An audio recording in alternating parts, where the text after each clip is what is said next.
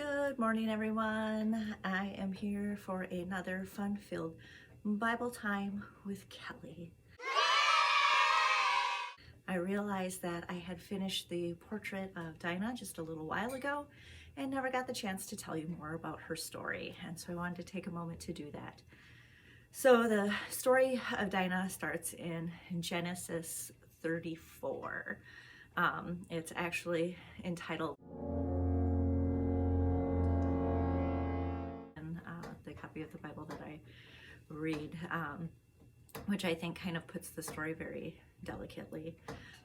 Just a little bit of background information. I came into Christianity late in my life, and I came to it with this belief that the Bible was very male dominated in stories, and that really the only stories of women in the Bible were those of women praying for babies, which really had very little appeal to me. And it wasn't until I read the gospel and saw how Jesus encountered and treated women as equals and contemporaries that it really just kind of spun the whole idea of what I thought Christianity was on its head for me.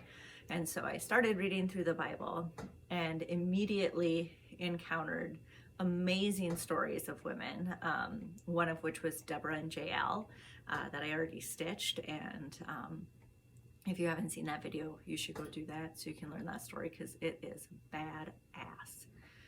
But then I came across stories like Dinah's, which felt like just this weird blip in Old Testament history that I didn't really understand, why it was there. It was disturbing, and it didn't even really seem to speak of God. So, I mean, what's going on there? So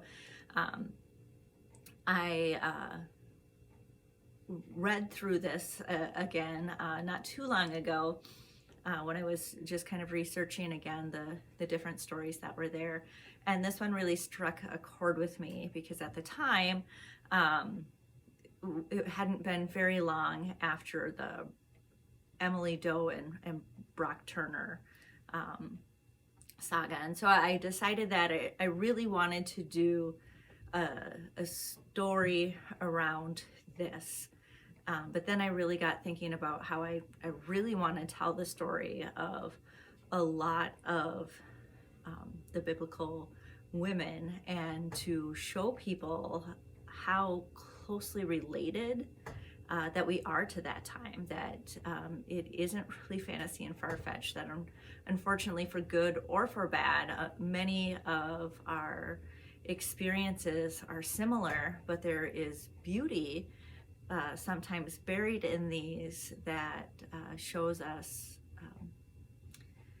God's heart, I guess. Maybe this will make sense. So the story of Dinah starts first off with Dinah never speaking, which was the reason that I chose to withhold her mouth from the portrait. That's always bothered me about this story, this tragic rape of this young girl. And she doesn't speak, and she's pretty much only mentioned in maybe the first two sentences, and then it stops being about her and becomes about the men in the story. And so the story goes that Dinah decided to go and visit the women of the country. So she is an Israelite living kind of in the middle of this country, apart from anyone else, surrounded by people that are very much unlike her in their religious beliefs and ways. And so she decides to go and visit. And during this, she is spotted by Shechem, who is basically like the big dude in town's son.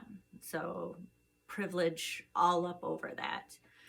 He sees Dinah, decides that she's irresistible, takes her, rapes her, and she returns home to her father Jacob. And Shechem decides after this experience that he's probably in love with Dinah, and he should just marry her, because I mean that just makes perfect sense, right?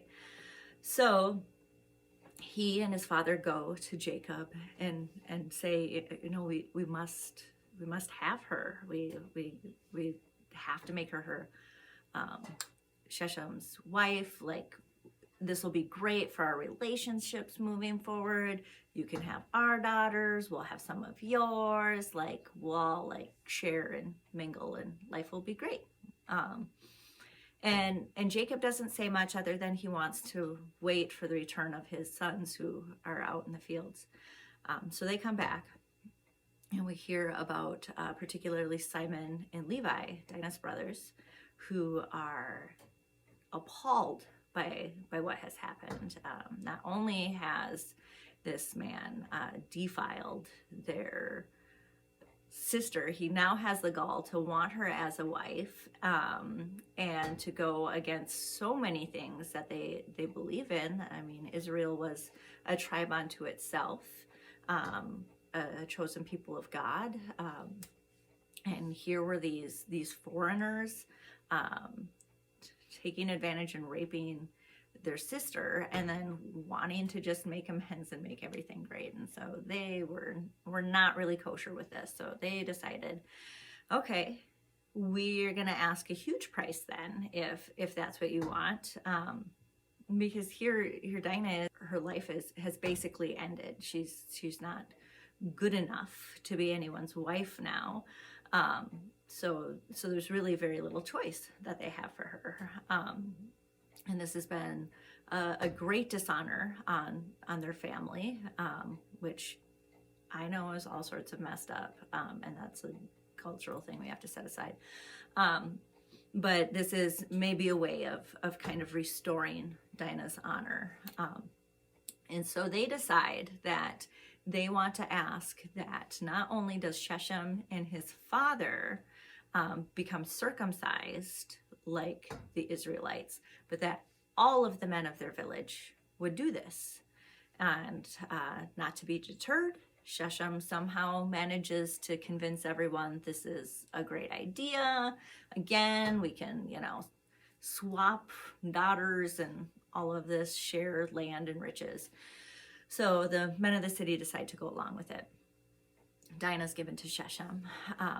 And then the story it essentially wraps up with Levi and Simon going on day 3. The men are in their most pain, and maybe you guys out there can kind of relate to what that might feel like, to have this raw wound on a very delicate part of your body. So the men of the city are weakened, and they sneak in during nightfall and kill not only Shechem, but all of the men of the city.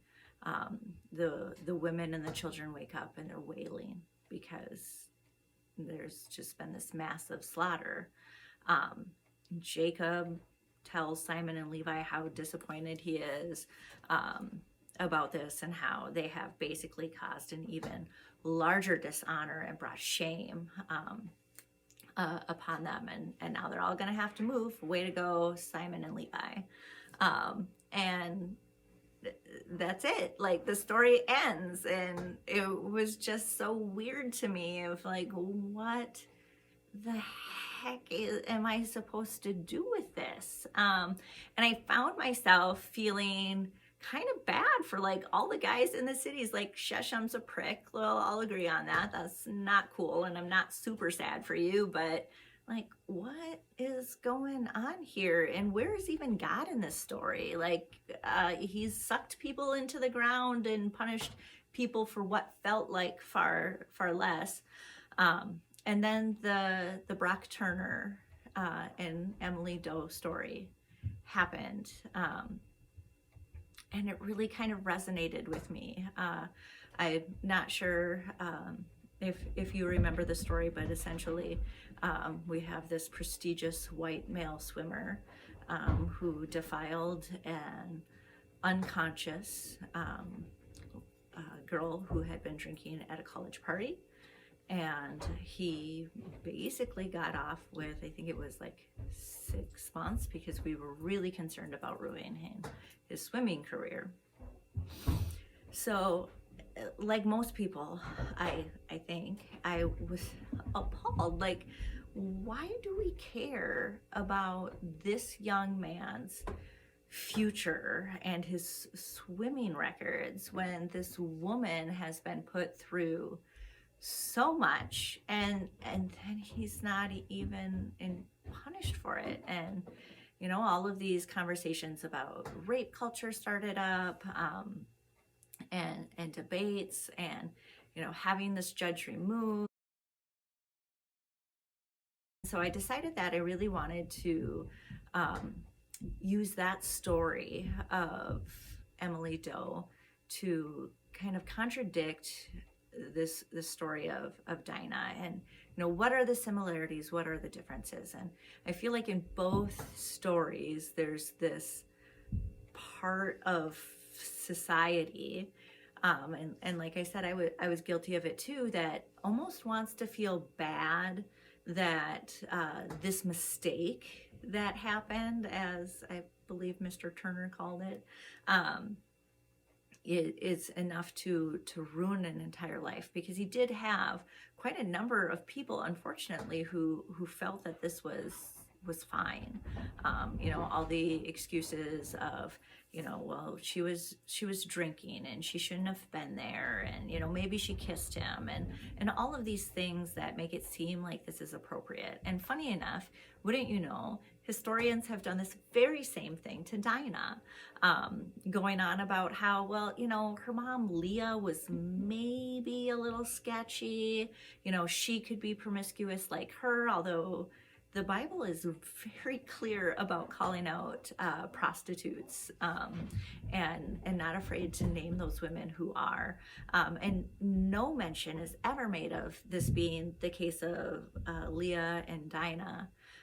There's been excuses made that, oh, it was probably mutual, Dinah was flirting with Sheshem, and, it was consensual, and everyone was just upset because they were like a Romeo and Juliet, which, again, I call bullshit on, because I'm pretty sure that the language transition does not in any way condone that. It's, again, this culture we live in wanting to make excuses for men's bad behavior, and not all men, because I know there's a lot of amazing ones out there. Just ask Emily Doe about those, I think they were Swedish grad students. Forgive me if I'm wrong.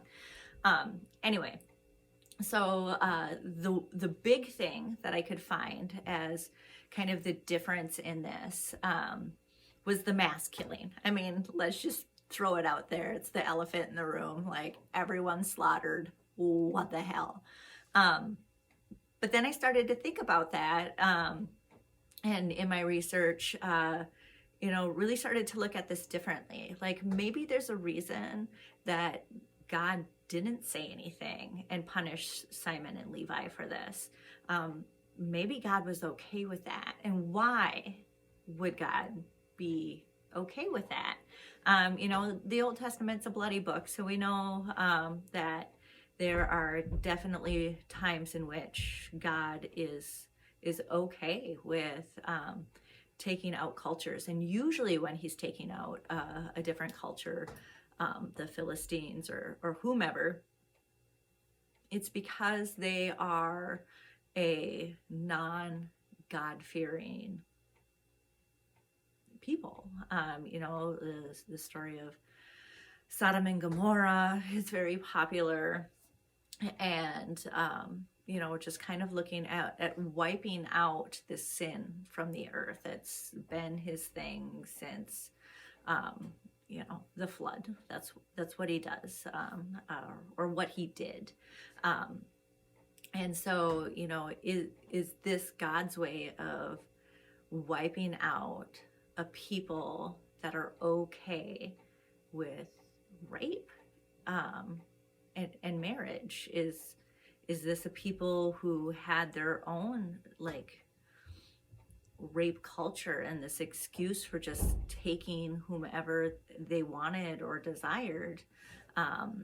And so when Simon and Levi decided that that was not okay, and that their sister's honor deserved this type of revenge because this act was so repulsive to them, because I don't think it's easy to take a life, and I can't imagine it's easy to take the lives of potentially hundreds of people, that at some point your anger maybe some sides and you're like, dude, this is not okay. Like, I'm a little mad, but this is something that was so hugely and corely repulsive and wrong to them that they felt justified to carry this act out over and over and over on these sleeping, unsuspecting men.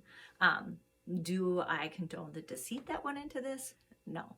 But maybe that's what our culture needs. And again, not telling anyone to go on any mass murdering sprees, but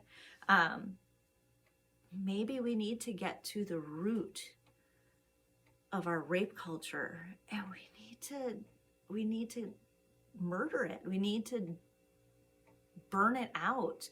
We need to be making sure that this is something that people are punished for, because this is heinous. This is not a mild mistake that someone made. There should be no excuse for being a first-time offender. What the like? Oh, it's only your first time, we'll let you off. Like, no, this is BS, and it needs to stop. It needs to be killed. And I think God would back that. And I think that there's a story here in the story of Dinah that our culture needs to hear, and they need to know this is not okay. And when this happens, this is how it is dealt with. Again, not asking to stone people at the gate, but I am asking for there to be an accountability, that a whole life is ruined when an act like this happens. And yes, a woman who is raped is not bringing shame and dishonor on her family in the same way. She does not become untouchable in the same way as happened in this culture, but it still ruins a life, just like Dinah's was ruined. And that's heavy things. And maybe an eye for an eye sometimes is the way that it needs to go. I don't believe in mistakes such as this. I think there are plenty of men that have drank to excess and not raped anyone. I think there are plenty of men in the world who have seen an unconscious or sleeping woman and didn't feel the need to stick their digits or anything else inside her, because they're human, who are capable of realizing right from wrong. It's just a fact. So that's my soapbox. That's my story of Dinah. Again, check it out. Genesis chapter 34 is where the story starts. And I'd say hear from her, but hear it from the writers of the Old Testament. And I hope you look forward to seeing the portrait of Emily Doe that I'm starting. I think knowing this background of the story won't only help make sense of this piece, but the piece that is coming. So I'm really excited. I'm trying some new techniques with that, so it should be cool. Anyway, thank you for Bible time. Hope this wasn't too boring. Sorry about the cuss words. Love ya.